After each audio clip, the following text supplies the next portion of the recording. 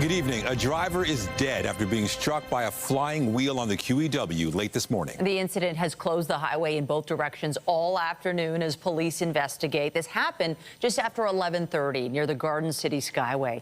OPP say the wheel came off a Fort Erie-bound truck, bounced over the median, and struck a vehicle heading in the opposite direction. The driver of that vehicle that was struck, a 53-year-old man, was pronounced dead at the scene. The 52-year-old passenger survived. Obviously a very heartbreaking, tragic outcome here from this wheel off. The driver really had no opportunity to react to a situation like this. It happened so quickly, and by the time they realize they're on a collision course, it's very often too late. Police say the passenger in the vehicle suffered minor injuries. Both the passenger and the driver are from the United States. Police are still trying to determine how this wheel came off of the pickup truck. The Niagara-bound lanes of the QEW have just reopened. The Toronto-bound lanes remain closed between Glendale and Niagara Street. A man suffered serious injuries after an assault this morning in his own driveway. His family says he was attempting to stop the suspects from stealing his vehicle when he was attacked. CTV's Janice Golding spoke to the man's family and joins us live with the details. Janice. Hi, Nathan. Yes, at 3:30 a.m., one of the home's owners tells us she heard her dog barking, so she looked outside the window. And what would unfold next is a nightmarish scenario. I just broke my nails. Her physical injuries are minor, but the emotional trauma... I feel guilty, right?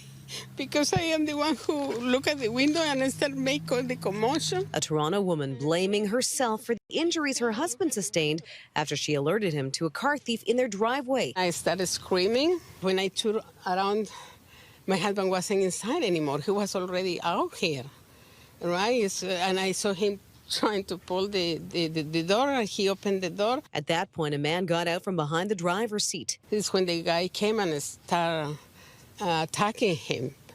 And I just remember it was like some kind of a wire like he had on his hand. But the woman ran at the suspect to try to stop the attack and was pushed over herself, her screams alerting her son in the basement. He started hitting him with the crowbar or whatever it was to open the door, the car. And then I rushed in and I saw him on the floor, so I wasn't thinking, I just chased him away. I just didn't want my parents getting hurt anymore. Somehow, this man got scraped up during the chase, which eventually led to the suspect jumping into a waiting black Honda CRV. The whole thing's a blur, like it's scary. I don't want to go through it again. Still, they're light injuries compared to the head wound sustained by this man's father. They took MRIs or something to see how deep was the wound. I feel really bad. I'm so sorry, but in a way, I feel guilty, like I got panic. And while his mother feels regret, her son feels anger. It's upsetting. It's scary. Like the fact that this keeps happening to everyone around the city, around the GTA. It's stupid. It's pathetic now. Like these clowns are getting away with it. The victim's head wounds were treated in hospital and he's been released and he's at home recovering right now. His family tells us that he has a severe headache and other aches and pains. However, they're very happy to know that he is not more seriously injured. Reporting live, I'm Janice Golding. Now back to Nathan. Thank you, Janice.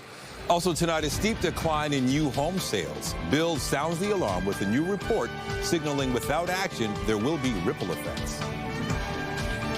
Time for a peek outside on this Tuesday evening and our first look at the forecast. Not looking too bad out there. Conditions are relatively warm for this time of year, but we do have our eye in the sky for potentially unsettled weather. Lindsay Morrison's been looking at what's happening out there. What do we need to know? Well, Michelle, there are severe thunderstorm warnings in place for parts of the GTA and southwestern Ontario. Areas like Vaughan over toward Markham and then London and westward. We're tracking some storms there, but I want to talk about these cells just to the north of Toronto in areas like Vaughan over toward Nobleton, in through Richmond Hill and Markham. 50 to 70 millimeters of rain could fall in some very localized areas as a result of those storms. It's also been very active around southern Georgian Bay. 24 degrees this hour in Toronto, feels like 29. It's been a very muggy day once again. Here's your overnight at a glance, 17 degrees. That's very warm for this time of year. We'll take you through the forecast for the next couple of days coming up. For now, Michelle, I'll send it back to you. Thanks, Lindsay. Well, the Blue Jays are back in town to begin their final homestand of the regular season. That series sees them facing off against the Boston Red Sox and chasing the division title. CTV's Raheem Ladani has been speaking with fans and joins us live from outside Rogers Center with more. Raheem. Hey, Nathan and Michelle, we're about an hour away from the first pitch, and it's a pretty lively atmosphere down here at the ballpark tonight. Yes, the Jays have clinched a playoff berth, but fans are still here from across the country because they want to be here to witness this crucial series against the Red Sox as the Jays try and lock up the division. Call it Toronto's playoff prelude. And this group of ladies have traveled from Nova Scotia for a front row seat to the performance. We want them to be in first place. That's why we're here, to cheer them on. Bring them luck. Meanwhile, these fans from Prince Edward Island are excited to Seeing the Blue Jays pitch. Seeing Miles Straw play. The Jays secured their first playoff berth since 2023 over the weekend, but with 6 games left in the regular season, still have plenty to play for. Play the game, have fun, and try to win it all. The team is looking to lock up the division title, which they last accomplished a decade ago. That's been on our bucket list. Yeah, we wanted to come and see them play. I feel comfortable. I think they're going to do it. The Blue Jays' magic number is 4. Meaning any combination of Jays wins and New York Yankees losses over the next 6 games would earn the Jays the division title, bypass the wild card series, and go straight to the ALDS. Proud of them. I am a Red Sox fan, yes, but they are the only Canadian team in Major League Baseball, and I'm rooting for them, kind of. And when Boston fans are cheering for Toronto, you know the Jays have sparked the city. Even the fire department's on standby. Now the general public can start buying tickets for both the Wild Card and ALDS series beginning this Thursday at 10 a.m. And any games that are not played will then be refunded. Reporting live, I'm Raheem Ladani. Nathan, back to you. Thank you, Raheem. Still ahead, advocates demand action before winter arrives, calling conditions at shelters for people living with disabilities inadequate and inhumane. Toronto police have arrested a suspect in connection with a murder in North York earlier this month. 34-year-old Milad Taran surrendered to police yesterday. He's been charged with first-degree murder in the shooting death of 43-year-old Pauline Harusha. Harusha was shot and killed in a vehicle in a plaza near Victoria Park in Shepherd just before midnight, September 13th. Investigators say the suspect and the victim were known to each other but have not provided details about their relationship. Police in Durham, meantime, have identified a woman who died in a Clarington home 1 week ago today. Police say 62-year-old Marilyn Stevens of Newcastle was found with obvious signs of trauma when officers responded to a home in the area of Faro Avenue and Highway 2 around 9 in the morning. Investigators have not given any details on suspects, but say they believe this to be an isolated incident. Police say Stevens' death is considered the region's 5th homicide of 2025. Police are investigating a fatal incident at a home near St. Clair and Bathurst. Emergency crews responded to a medical call just after 9 o'clock this morning on Witchwood Avenue. Police say a woman was pronounced dead at the scene. Toronto Fire says they received reports of a smell of gas at the scene and asked Enbridge to check for possible carbon monoxide. The cause of death has not been confirmed. As a precaution, the building was evacuated. A third suspect has been arrested in an Oshawa swarming. A 15-year-old girl has been charged with assault causing bodily harm. Durham police say on July 2nd, around 12:30 a.m., a group of people went behind the counter of a pizza in a plaza on Wentworth Street and tried to steal. They were confronted by the victim, a Muslim woman who was swarmed, assaulted, and had her hijab ripped off. Several other teens were previously arrested, and police say they're not looking for any other suspects. And the OPP are trying to identify a motorcyclist seen performing stunts on Highway 400 near Barrie. This video taken Sunday evening showing the rider sitting sideways, kicking both feet in the air off the side of the bike, speeding along the shoulder, and even standing on the seat while holding the handlebars. Police were called but were unable to locate this motorcyclist. Anyone who recognizes them is asked to come forward. Well, the Building Industry and Land Development Association has released a new report. And it calls for urgent government action to address falling home sales in the GTA. CTV's Beth McDonnell has the details.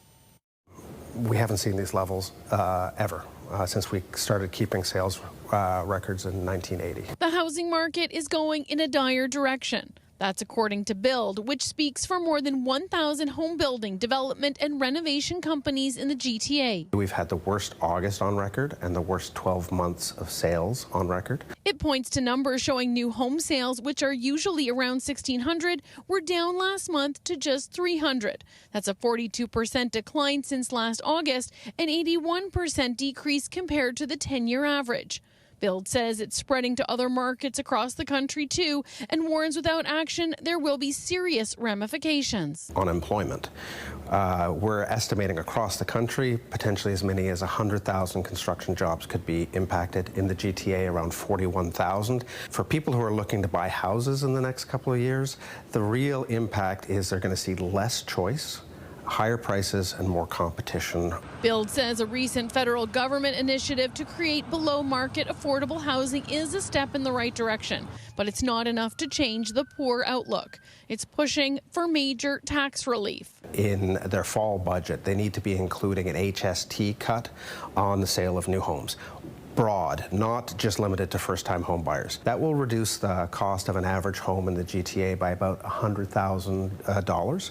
It's a cut that would help some purchase a home. It will definitely reach my housing goals. If it went down like that and I was young enough, yes, I would buy. It's not going to make a difference when my kids are looking at buying a house. Despite the number of cranes around the city, Build says it can take a decade to complete a project.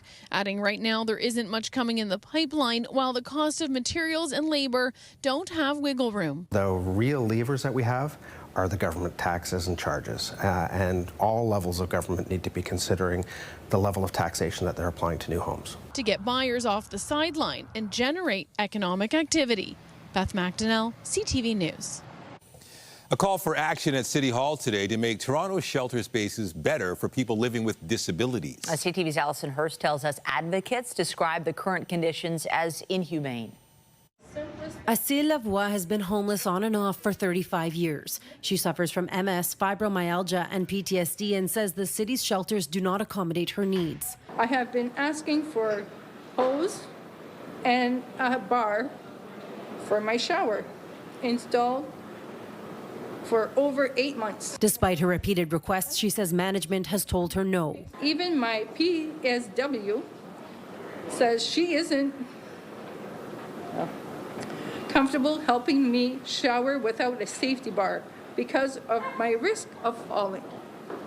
So because of my disability, should I be stuck bathing in a sink or having no shower at all? Toronto Underhouse and Homeless Union and the Shelter and Housing Justice Network held this news conference to make some demands of the city. The shelter system is a disaster. It is dehumanizing. The city must make sure it is accessible for everybody. They want a full accessibility audit on all city-run shelter services, 1,000 shelter beds and respite spaces replaced that were closed since last winter, and for the city to convene an intergovernmental task force to coordinate an effective response by November 1st of this year. We know they've looked at kind of some of the shelters and how accessible they are in the past, but we'd like that done on all the shelters and to release that information publicly. A spokesperson for the mayor's office says in part, staff are actively improving accessibility features to existing shelters as they undergo major renovation, including the addition of elevators and ramps. Our office will arrange a meeting with both organizations. Shelters often don't have the resources we need. Lynn Walker says she finds it easier living outside than in city-run shelters. Some do not have ramps, automatic doors that work, or elevators. They say some quick fixes would be making sure those automatic doors work and getting rid of bunk beds since they are not accessible for all. The group wants the audit to begin now and be done by March. Allison Hurst, CTV News. The federal government has announced implementation plans for the gun buyback program, starting with a 6-week pilot project in Nova Scotia. The Liberals say this will allow them to test the process, but today it was the minister responsible who was tested. CTV's Rachel Aiello has the story. Have you not failed at the task of getting this moving faster? Absolutely not. The public safety minister faced tough questions today as he unveiled the next phase of the federal firearm buyback. The opening of the program to individual owners. A program that he questioned the efficacy and enforceability of in audio leaked just yesterday. I have absolute confidence in this program. Then why didn't you say what you said? After a Cape Breton test run, owners nationwide of the more than 2,000 makes and models of firearms that the Liberals have outlawed will be contacted with instructions on how to participate. Those seeking compensation will either be able to turn their firearms over to local police after scheduling a time online, or keep them after proving they've been deactivated by a licensed gunsmith. The public safety minister said the context of his recorded comments were that he wanted the program implemented faster. But now, years after the buyback was first promised, firearms owners have until October 2026 to comply. And critics are calling for Gary Anandasangari's resignation. On Monday, a minister says that his program won't work. On Tuesday, he says he's going ahead with the program. The minister also faced calls today from gun control groups to expand the ban, saying unless additional semi-automatics are added, Canada's buyback program will be a waste of the more than $700 million already allocated. Rachel Aiello, CTV News, Ottawa. Canadian privacy authorities say TikTok's efforts to block children to protect their personal information are inadequate.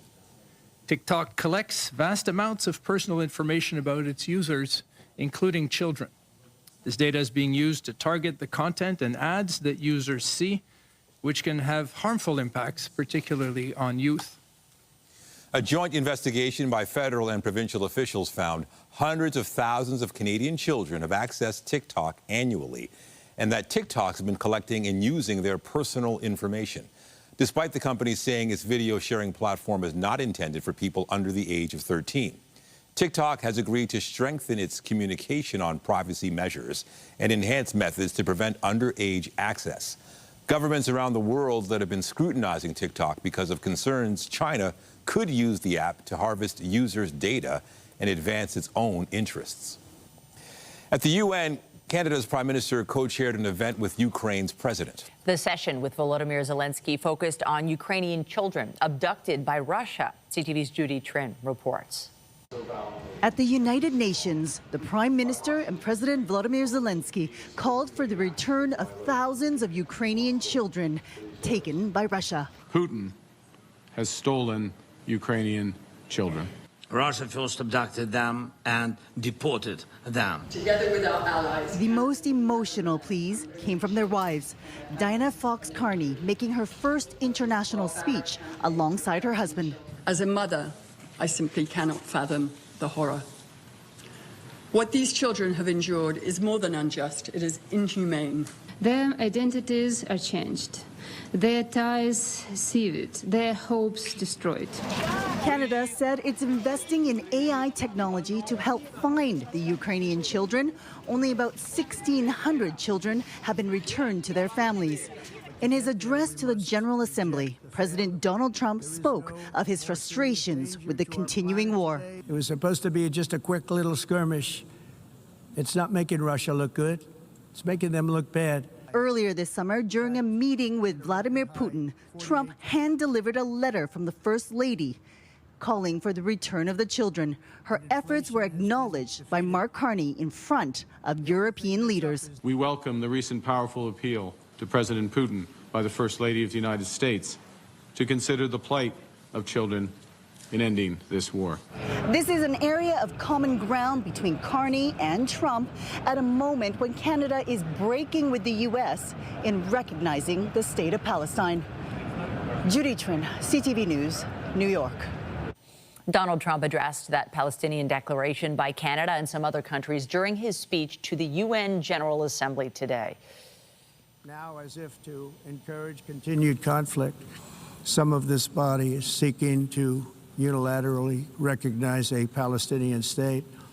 The rewards would be too great for Hamas terrorists for their atrocities. This would be a reward for these horrible atrocities, including October 7th, even while they refuse to release the hostages or accept a ceasefire. Trump said world powers should focus instead on securing the release of hostages held in Gaza. France, the UK, Canada, Australia, and Portugal have all recognized a Palestinian state in the past 2 days. Emmanuel Macron is in New York for the UN General Assembly and decided to place a call to Donald Trump last night when the French president tried to cross the street but was told it was closed. I'm sorry, I'm the president. I'm really sorry. It's just that everything's in frozen right now. There's a motorcade coming right now. I'm sorry. If you don't see it, let me cross. How are you? French media say the road was cleared a few minutes after the call to Trump, and Macron then continued his walk to France's diplomatic mission, which took about a half hour. Along the way, he stopped for photos with people on the street, with one man even giving him a kiss. A guilty verdict today for the man accused of attempting to assassinate Donald Trump at a Florida golf course last year. Ryan Ruth will be sentenced on December 18th. He faces life in prison. A Secret Service agent testified he saw Ruth before Trump came into view, and Ruth aimed his rifle at the agent, who opened fire, causing Ruth to drop his weapon and flee without firing a shot. Today, Ruth tried to stab himself in the neck with a pen shortly after being found guilty of all counts. The first fully commercial space launch in Canadian history has been delayed. North Space was preparing for liftoff of its 5-meter-long rocket near St. Lawrence, Newfoundland today, but just after 11:30, flames and black smoke were seen near the rocket. The Ontario-based company says it's working to resolve the issue on the launch pad, and the mission's been postponed likely until Thursday. Canada does not have the ability to launch satellites into orbit, but there are several companies vying to make that happen.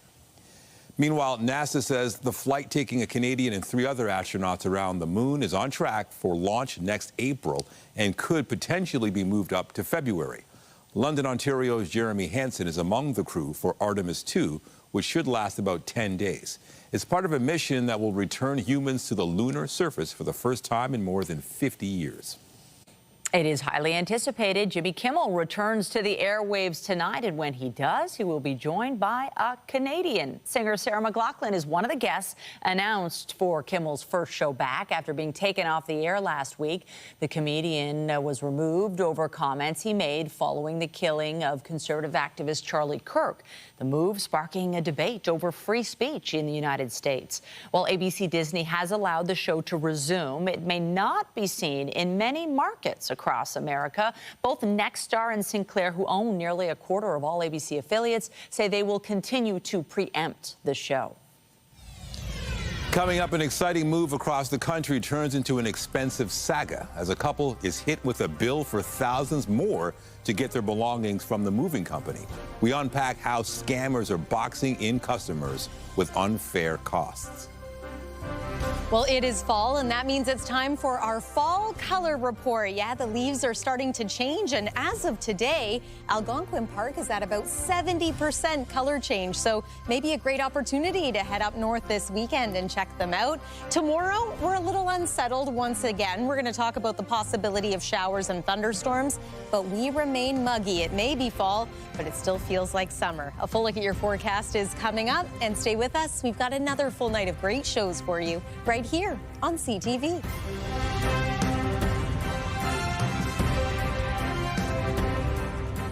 When you see it happen, send it to CTV News. Text 10400 from your screen to ours.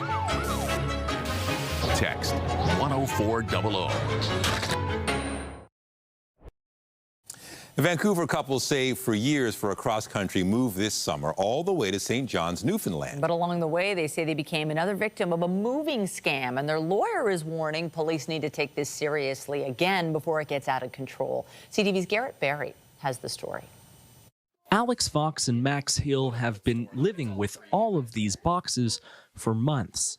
Last weekend's giant yard sale only made a dent. We sold about maybe 50% of kind of what we wanted to sell. It was pretty good. It was their We Got Scammed yard sale, trying to recoup some of their losses. This couple says they were victims of unethical and unfair business practices when they moved from Vancouver to St. John's. Weeks after a company they hired took all of their stuff, they were suddenly told the weight of their items wasn't 5,000 but 8,000 pounds. So they were going to be charged about $3,000 more. I just burst into tears. I was at a restaurant downtown having lunch, and I had to go outside and cry. It all came on official-looking invoices with supposed documentation from weigh scales, but Alex and Max had weighed every box beforehand. So they say they knew they didn't pack 8,000 pounds worth of belongings. They didn't pay. They hired Toronto lawyer Rocco Scacco, who fought to get their belongings back. What we've seen now in the last year is that there are companies that are now re-emerging with new names and running the same old scam. The lawyer says moving scams are slowly on the rise. After police made big arrests in 2022, Scacco says it seems they've lost interest in pursuing this type of behavior. Now, the company's not worried about getting charged criminally, so they can just continue operating. And it's too expensive to hire a lawyer to fight it well. We asked the Peel Regional Police, where Alex and Max's items were stored, why they didn't intervene when called. They said they review every case and wrote in a statement some disputes may appear to involve criminal elements, but ultimately fall within the scope of civil law. All told, Alex and Max still ended up paying thousands more than they expected due to legal fees and having to hire another set of movers. We ended up paying double, and it was a lot of work and effort and saving and intentionality to even save the amount of money we had. They're trying to put this episode behind them, but are warning others to take exhaustive steps. They should have waited the day they picked it up and said, oh, actually, it's this much. Would you like us to proceed with the move? They say even careful documentation and a recommendation from a friend might not totally protect you. Garrett Berry, CTV News, St. John's.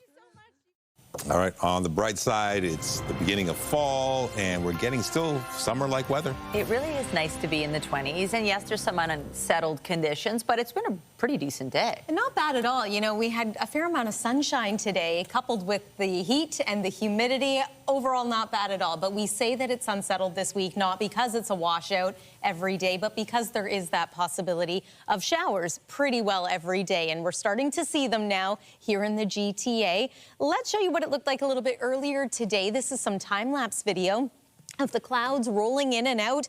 It was lovely to see so much sunshine. It felt like 30 at the height of the day. So yes, it's been a muggy start to fall so far. It's been unsettled too. We're going to take a closer look at the satellite and radar in just a moment. I do want to bring you up to speed on Hurricane Gabrielle. It is still swirling in the Atlantic as a major Category 4 hurricane. There is now some concern for the Azores and eventually for Western Europe. It will become a post-tropical low and impact areas like Portugal as we make our way into the weekend. So just wanted to mention that in case you do have travel plans. And then here's a closer look at our satellite and radar a little closer to home. We've got thunderstorms rumbling across areas still mainly north of Highway 401 right now, but it's been very active around southern Georgian Bay as well as Lake Simcoe. We've got some steadier rain now impacting areas west of Markham, but I do want to mention that Environment Canada has brought that severe thunderstorm warning for the Vaughan area to an end. So this is all happening along a boundary. We've got another low that's going to be impacting us here in the lower Great Lakes as we make our way into tomorrow, mainly tomorrow night and overnight into Thursday. But there's this evening the possibility of showers, chance of showers overnight as well. Waking up tomorrow morning, likely going to be dealing with some fog along with spotty rain showers. But again, a good portion of your day tomorrow is going to be dry, maybe even a few pockets of sun. Heading into the nighttime hours, this is when some steadier rain looks to move in, and it will impact us through the overnight and into the day on Thursday, followed by some clearing late day Thursday, and then Friday looks like we're going to get into a more extended period of sunshine. And it's still going to be warm that day, too. So I don't want to get too ahead of myself when it comes to the weekend forecast. Let's bring it back to right now, where it is 23 degrees, feeling like 28 this hour in Toronto. Still feels close to 30 in places like Windsor as well as Kingston. Overnight tonight, our forecast low once again is about 17 degrees. That's actually closer to our average daytime high at this time of year, as opposed to the overnight low. We should be dropping to about 10 degrees at this point in September. Tomorrow's highs, once again, will be in the low to mid-20s. This isn't exactly record heat, but it is above seasonal. And as mentioned, we've got that chance of showers, risk of thunderstorms once again. So when can we spend some time outside without the umbrella? Well, Friday's looking pretty good if you maybe want to go do some apple picking. Thursday, not only do we have a few showers, but I expect that the winds are going to strengthen, so just be aware of that. There's Friday, still a bit humid, but the weekend is looking very nice. Lots of sunshine, temperatures remaining in the 20s. Quite nice into next week, too. And there's Tuesday, National Truth and Reconciliation Day. Forecast looks pretty good. That's your look at the weather for now. Nathan, over to you. Thank you, Lindsay. Also tonight, President Trump's claims about the link between autism and Tylenol at odds with World Health officials, urging caution while experts on autism here at home weigh in. There is international fallout from yesterday's announcement by the President of the United States that suggested a link between autism and Tylenol use by pregnant women. The World Health Organization says the evidence is inconsistent and is urging caution in drawing conclusions. And there is a similar concern here at home. CTV's Katie Griffin has more. Natasha Heron is ready to welcome baby number 2 any day now. I am definitely feeling 40 weeks pregnant. When she was sick early on, I did have to take Tylenol. Again, relying on the recommended dosage, what researchers have proven to be safe is what I always fall back on. U.S. President Donald Trump taking aim at the over-the-counter pain reliever, saying pregnant women shouldn't take Tylenol, making unproven claims linking acetaminophen to autism. I think any political leader or any one in a leadership role should provide messaging and support good access to information. So relying on that medical evidence as opposed to, feelings and suspicions and maybe assumptions. The language we're hearing from the United States right now is very stigmatizing to the autism community. It's very dangerous. The president of the Ontario Autism Coalition says the rhetoric is reckless. First of all, telling pregnant women to tough it out through pain and fever during pregnancy is extremely dangerous. To parents, particularly mothers of autistic children, they are going to start being blamed for their children's autism. And autistic people were referred to as something broken and in need of fixing, and that is not true. In a statement, the makers of Tylenol say we believe independent, sound science clearly shows that taking acetaminophen does not cause autism. We strongly disagree with any suggestion otherwise and are deeply concerned with the health risk this poses for expecting mothers. Experts say the evidence is clear. When you look at the evidence in its totality, the overwhelming consensus is that Tylenol is safe during pregnancy. It is probably the safer alternative. And that was CTV's Katie Griffin. Dialysis is a life-saving procedure for patients with severe kidney disease, but it can have some severe side effects. Our health reporter Pauline Chan has more on a massive new Canadian study to see if a new type of filter can help. Frank Ansell bundles himself in a parka, heated blanket, and even gloves when he goes for dialysis 3 times a week. I suffer from low blood pressure, high blood sugars, and I'm just exhausted. His diabetes also complicates things, but Dr. Pavel Roshanov says many patients experience severe side effects. Many people are itchy all over their body, so that's quite a bothersome symptom that patients tell us about. Many people have a difficult time sleeping. They have restless legs at night. Many people are breathless in the days between their dialysis treatments. In dialysis, the patient's blood is circulated through a dialyzer, a type of filter that removes toxins from the blood and rebalances some of the blood's chemicals.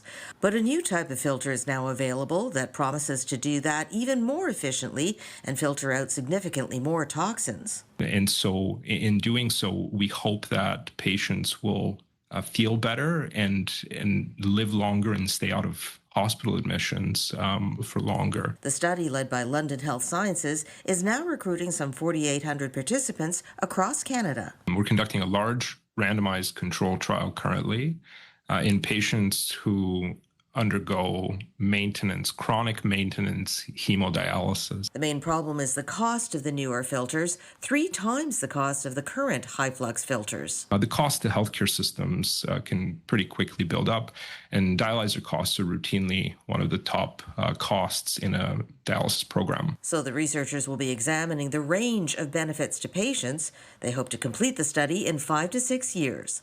Pauline Chan, CTV News. After the break, preparing the perfect pitch, a behind-the-scenes look at the multi-million-dollar upgrades as Toronto gets ready to host the FIFA World Cup. The driver really had no opportunity to react to a situation like this. It happened so quickly. Updating our top stories, a 53-year-old man from the U.S. is dead after his vehicle was struck by a flying wheel on the QEW today. It happened late this morning. Police say the man and his passenger were driving in the Toronto-bound lanes when a wheel came off a pickup truck heading in the opposite direction, bounced over the median, and struck their vehicle. Police have just announced the 33-year-old driver of the pickup, also a U.S. resident, is facing 2 charges, including operating an unsafe vehicle. The Toronto-bound lanes of the QEW remain closed. The Fort Erie-bound lanes have since reopened. This is when the guy came and started attacking him. And I just remember it was like some kind of a wire like he had on his hand. A Toronto man suffered serious injuries after trying to stop 2 people from stealing his vehicle out of his driveway early this morning. This happened near Dufferin Street and Rogers Road around 3:30 a.m. According to the man's family, he suffered injuries to his head. No suspect descriptions have been released. We haven't seen these levels ever since we started keeping sales records in 1980. And a dire warning tonight from the organization representing more than 1,000 home building, development, and renovation companies across the GTA. The Building Industry and Land Development Association says last month was the worst August on record when it comes to home sales, and says without government action, there will be serious ramifications. Remember to keep up to date day and night at ctvnewstoronto.ca by downloading the CTV News app. And if you have a news tip, photos, or video of breaking news, let us know. The Business Report is brought to you by Canadian Western Bank, the bank built for business. Ottawa has announced it's dropping a pair of legal challenges it launched over the United States' decision to slap duties on Canadian softwood lumber. Global Affairs says it made the move in the interests of securing a long-term deal on softwood lumber with the U.S. It says the government still believes American anti-dumping duties are unfair, and it is pursuing 6 other legal challenges. The U.S. Commerce Department announced plans last month to raise duties on Canadian softwood lumber to more than 20%. Washington claims Canada is flooding the market with cheaper, subsidized products. New numbers show Canadians are still shying away from trips to the U.S. The number of return trips in July was down nearly 32.5% year over year. The number of trips to Canada by Americans fell 3% compared to a year ago. StatsCan says it's only the second time in almost 2 decades that more U.S. residents came to Canada in July than Canadians returned from the U.S. Meanwhile, the number of trips to Canada by overseas residents in July was up 10.3% from the same month last year. An Ontario farm is cracking down on people picking their own apples after they say more than 500 pounds of the fruit was taken without payment. Myself, I've caught about 250 pounds of stolen goods on 3 occasions of around 80 pounds each. We are erring on the side of conservatism, and so we've had to implement different rules here on only picking from shoe orchards, bags, making sure that we are checking and making sure that people aren't going back to their car in between, picking from the row in the parking lot. This is shoe orchards where the owners have now put up caution tape at the end of each row and will no longer be allowing strollers, wagons, or backpacks in the orchard. Anyone picking apples must only use a bag provided by the farm. The owner says these steps are meant to protect both the farm's livelihood and the pick-your-own experience for customers. The Toronto Maple Leafs look to go 2-0 in the preseason when they return to action tonight. Recovering their unique. Here's the shot. Robertson scores. The Buds held on for a 4-3 victory against the Ottawa Senators on the weekend. Tonight, Toronto plays its first game at Scotiabank Arena. So the Leafs are expected to dress a more veteran lineup. We'll probably see most of the regulars compared to Sunday, when it was mainly prospects who got a chance to show what they can do. Meanwhile, Leafs goaltender Joseph Woll has taken a leave of absence to attend a personal family matter. The team didn't provide any further details and has asked for privacy. It's a private matter at this point, and Joe and us intend to keep it that way for him. And there's no timeline. We obviously support him 100%. And I would just ask that everybody give him and respect his privacy, okay? And we're not going to get into a whole lot of detail on it, and I apologize in advance for that. I would say, just for some context, this isn't it's not a substance issue. It's not a substance abuse issue. It's a personal family matter right now. Woll finished last season with a 27-14-1 record to go along with a .909 save percentage. He also played in the second round of the playoffs after Anthony Stolarz was injured. The World Cup is less than a year away, and today we got our first look at the changes being made to BMO Field to host the global game. 6 matches will be played here, and organizers are promising an enhanced experience for fans. CTV's Sean Leithong takes us for a tour. There's new video boards, new lights to be installed, and more seats coming, many more. The stadium capacity currently is about 28,000. We'll be putting it up to 45,000 to meet FIFA requirements. Today, Maple Leaf Sports and Entertainment, along with the City of Toronto, provided a look at the now complete Phase 1 of a $146 million renovation to BMO Field ahead of the FIFA World Cup next year. To the countdown to June the 12th, when Canada's men's team will be playing their first World Cup match on home soil. And when our team takes the pitch, it will be called Toronto Stadium and will look much different. The newest additions are these 50-foot by 30-foot high-resolution video boards that are visible from all seats. I would say kind of the jewels in the crown here. There's also an upgraded video production room, upgraded broadcast capability, improvements to concessions and hospitality suites. But the even bigger upgrades begin later this fall. So there will be 10,000 seats going in at the north end and about 7,000 going in at the south end. Massive new temporary seating will be placed at either end of the field, along with a permanent structure on the north end for hospitality. Construction has already begun at the north end, but will ramp up with Phase 2 in late November. One of the biggest changes to the field will be the field itself. For the FIFA World Cup, they have to remove the all-grass turf you see and replace it with a hybrid natural grass synthetic turf.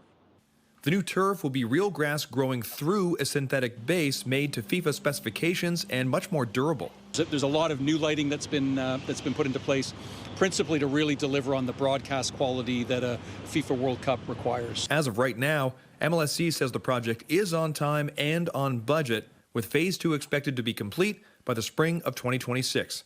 Sean Leithong, CTV News. Now to a record-setting game of catch, all celebrating one of Major League Baseball's most colorful characters, Yogi Berra. 2,358 people, including parents, children, even former major leaguers, took part in a 5-minute-long game of catch. The event was called Yogi's Big Catch and was held as part of the year-long celebrations for what would have been the legendary Yankee catcher's 100th birthday. Berra died in 2015. His family was on hand as the record for the largest game of catch was officially broken. Organizers said there were only 2 rules for participants: no rolling the ball and no looking at your phones. They said the whole point was for people to come together and have fun. Just ahead, tending the Garden of Life. We check out an art exhibit that fuses multicultural expression and growth through lived experience. A new exhibit in the city is reimagining an art gallery as a living garden. CTV's Jessica Smith has more on the collaboration between several artists. Reimagining the idea of growth through artistic expression. It's our annual visual arts exhibition that we host twice a year. First half is the juried exhibition, which happens in the spring, and this part is the curated portion. This year is curated by Manar Abotu. Tending to What Remains, an exhibition by Workman Arts Being Seen 2025 is a mixed media and multidisciplinary group exhibition transforming the Queen Rust Gallery into a garden of experiences. Different themes, but they are all much related to plants, survival, healing, historical trauma. Showcasing artists with diverse backgrounds, the show brings together different perspectives for cultural expression. We have 2 artists with a Syrian background, 1 Palestinian background, and another 2 Canadian. They're all based in Canada, between Toronto, Ottawa, Montreal. With a mix of video, sound, woven materials, hair, wax paper, seeds, and more, the show dives into how artists grow through their lived experiences. Just want to expand the narratives that are shared around mental health and addiction. We work with a lot of artists with lived experience, and our main goal is to kind of open the conversations and give access and opportunities to artists with lived experience. Each piece as unique as the experience and the artist who created it. Tending to What Remains is free to attend here at Workman Arts in the Queen West neighborhood and is here until October 5th. Jessica Smith, CTV News. Weather-wise, we do have some rain happening this very hour. What do we need to know? Yeah, so it's becoming much more unsettled around the GTA. I do want to mention that there are severe thunderstorm warnings now in place around Guelph and then east of here around northern Peterborough County and Apsley. So here's one more look at the satellite and radar. Have the umbrella handy as we make our way through the evening hours tonight. Waking up tomorrow morning, I think there's going to be a little bit of fog once again. Cloudy skies, the chance of showers. We will have dry periods again during the day tomorrow, maybe even some sunshine. It's going to feel like 27 at the warmest point in the day, which is not quite as muggy as it's been the last couple of days, but still feeling warmer than normal. Let's look ahead to the weekend. Things are looking good, lots of sunshine, and if you like this warmth, it's sticking around for a little while. Michelle and Nathan. Thank you, Lindsay. That's it for us, but be sure to join Omar Sachedina tonight at 11 for CTV National News, followed by Zoraida Allman with our next local newscast at 11:30. Meantime, our coverage continues anytime on CP24 and at ctvnewstoronto.ca. For Lindsay Morrison and all of us here at CTV News, thanks for watching and have a great night.